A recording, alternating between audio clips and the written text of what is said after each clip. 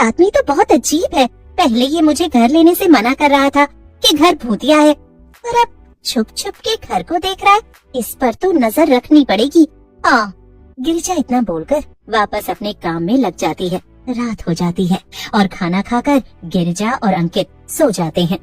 आज फिर से ठीक 12 बजे ही गिरिजा को फिर से वही आवाज सुनाई देती है। गिरिजा जाकर अंकित को उठाती है। अंकित, उठ जा, देख फिर से छत पर किसी के चलने की आवाज आ रही है। अंकित बहुत गहरी नींद में था और वो गिरिजा की बात नहीं सुन रहा था। गुस्से में गिरिजा अकेली ही छत पर चली जाती है। कहीं उस वॉचमैन की कोई चाल तो नहीं है? वो जानबूझकर मुझे डराना तो नहीं चाहता ताकि मैं घर खाली करके चली जाऊं? अगर ऐसा है ना तो उसकी तो आज खैर नहीं होगी। गिरिजा इतना कहकर एक डंडा उठा लेती है। उसे लग रहा था कि छत पर वही चौकीदार होगा, लेकिन जैसे ही वो छत पर पहुंची उसके तो होश ही उड़ गए। सामने एक बहुत डरावनी चुड़ैल उल्टे पैर चल रही थी। ये नजारा देखकर गिरिजा की आवाज निकलनी ही बंद हो गई। गिरिजा ने वापस भागने की कोशिश की, लेकिन चुड़ैल ने उसे पकड़ लिया। कहाँ जा रही है? इतने सालों बाद तो कोई मेरे पास आया है और तू अभी से भागी जा रही है। तू मेरे घर में रहने आई और कहती है कि मैं तुझे जाने दूं। अब तो तू हमेशा यही रहेगी। चुड़ैल की बात सुनकर गिरिजा बहुत डर जाती है, पर चुड़ैल उसे लेकर एक दीवार में घुस जाती है और दोनों गायब हो जाती हैं। अगले दिन जब अंकित की आँख खुलती है तो वो देखता है कि गिरिजा सारे घर में कहीं नहीं थी। अंकित सारे घर में गिरिजा को आवाज लगाता घूम रहा था, लेकिन जब उसे वो कहीं नहीं मिलती तो वो हार मानकर बैठ जाता है। अंकित बहुत परेशान होता है और वो ऑफिस भी नहीं जाता। आखिर में शाम हो जाती है और वो थक हार कर घर के बाहर आंगन में बैठ जाता है कि तभी वो चौकीदार वहाँ वापस आता है और अंकित को इतना परेशान देखकर उससे कहता है, अरे साहब, क्या हुआ? सब ठीक तो है? अरे तुम तो वही चौकीदार हो ना जो पहले इस घर की देखभाल करते थे? हाँ, मैं वही हूँ। लेकिन आप ऐसे परेशान होकर यहाँ बाहर क्यों बैठे हैं? अरे क्या बताऊं, मेरी माँ तो सुबह से गायब है। मैंने हर जगह ढूंढ लिया, सारे रिश्तेदारों को भी फोन करके पूछ लिया, मगर माँ कहीं नहीं मिली। अब तो मुझे लगता है कि मुझे पुलिस में कंप्लेंट करनी चाहिए। अरे नहीं, पुलिस के पास जाने से कुछ नहीं होने वाला। आपको इस वक्त तांत्रिक के पास जाने की जरूरत है, क्योंकि इस घर में एक चुड़ैल का वास है। सारा शहर ये बात जानता है। मैंने आपकी माँ को यहाँ रहने के लिए मना भी किया था, मगर वो नहीं मानी। क्या उन्होंने कभी आपसे ऐसा कुछ कहा था कि छत पर कोई है? तभी अंकित को याद आता है कि उसकी माँ ने 2 बार छत पे किसी के चलने की बात की थी। फिर क्या था, थोड़ी ही देर में चौकीदार जाता है और जाकर उस तांत्रिक को ले आता है। जैसे ही 12 बजते हैं, छत पर फिर से किसी के चलने की आवाज आने लगती है, लेकिन तांत्रिक अंकित को ऊपर जाने का इशारा करता है। अंकित धीमे से जाकर छत का दरवाजा खोलता है और देखता है कि उसके सामने चुड़ैल उल्टे पैर छत पर चल रही थी। वो अंकित को देखकर जोर जोर से हंसने लगती है। अंकित पर झपट्टा मारती है, लेकिन तभी वहाँ तांत्रिक आ जाता है और वो चुड़ैल को एक जाल में कैद कर लेता है। तू ये बता, इसकी माँ को तूने कहाँ कैद करके रखा है? इसी घर के तहखाने में।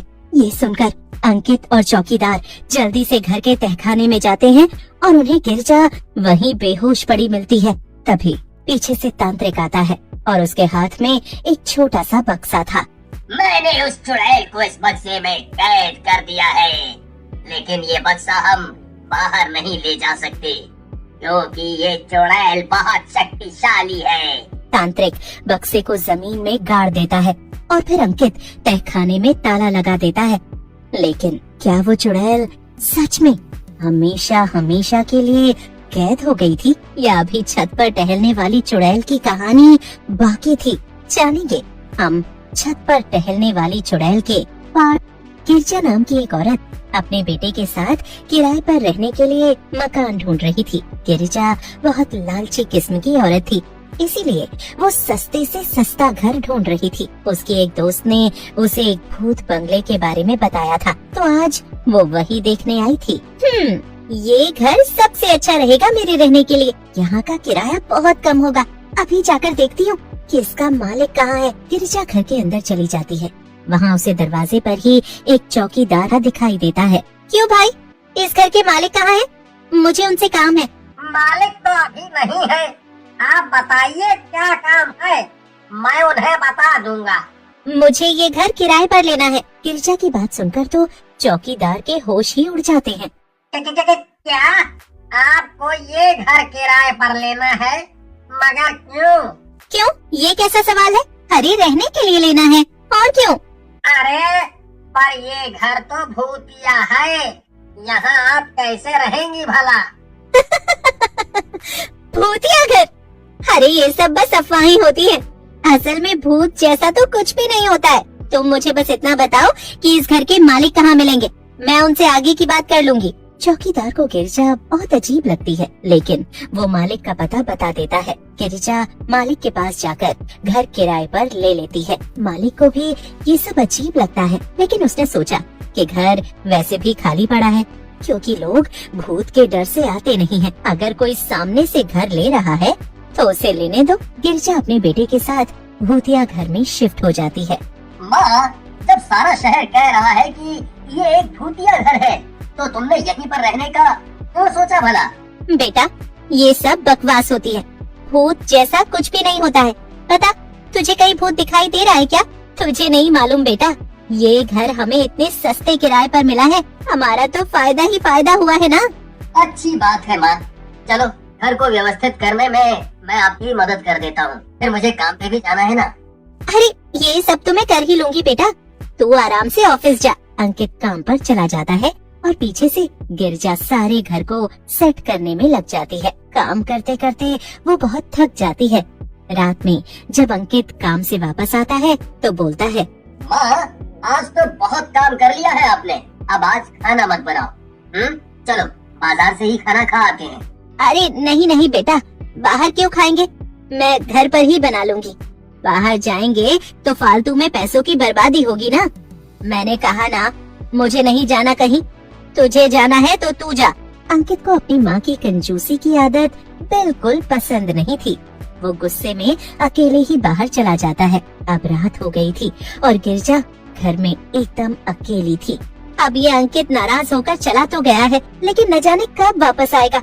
मुझे क्या, मैं शांति से सो जाती हूँ। उसके पास घर की दूसरी चाबी तो है ही, अपने आप अंदर आकर सो जाएगा। गिरजा सो जाती है, लेकिन कुछ देर बाद जब घड़ी में 12 बजते हैं तो अचानक से गिरजा की नींद कुछ आवाज से खुलती है। ये कैसी आवाज आ रही है? ऐसा लग रहा है कि जैसे घर की छत पर कोई चल रहा है, लेकिन ऐसा कैसे हो सकता है? कहीं अंकित तो नहीं? मगर अंकित इतनी रात को छत पर क्या करने जाएगा? गिरजा बहुत नींद में थी और खुद से ही बातें किए जा रही थी, लेकिन उसकी नींद इतनी पक्की थी कि वो उठी नहीं और सोती ही रही। सुबह जब उसकी नींद पूरी तरह से खुली, तब उसे रात में हुआ सब कुछ याद आया। ये क्या, मैं रात में कोई सपना वपना देख रही थी क्या? अभी जाकर अंकित से पूछती हूँ। गिरजा देखती है कि अंकित भी सोया पड़ा था। अरे ओ अंकित, उठ जा, सुबह हो गई है। अरे सोने की छोड़, मुझे एक बात बता, रात में तू छत पर क्या करने गया था? क्या? मैं? नहीं माँ, मैं नहीं गया था, मैं तो आके सीधे सो गया था। ये सुनकर गिरजा सोच में पड़ जाती है। अगर तू नहीं था तो फिर इतनी रात को छत पर कौन चल रहा था? गिरजा और अंकित दोनों ही उस आवाज पर ज्यादा ध्यान नहीं देते हैं और अपने अपने काम पर लग जाते हैं। अंकित जब ऑफिस चला जाता है तभी उसे वहाँ पर फिर से वही चौकीदार दिखता है जो पहले दिन मिला था। हो, तुम यहाँ ताका झाकी क्यों कर रहे हो? क्या चाहिए तुम्हें? जी नहीं, मैं ताका झाकी नहीं कर रहा था, मैं तो गिरजा को चौकीदार की ये बात बहुत अजीब लगती है, लेकिन चौकीदार गिरजा के सवालों का जवाब देने से पहले ही वहाँ से भाग जाता है।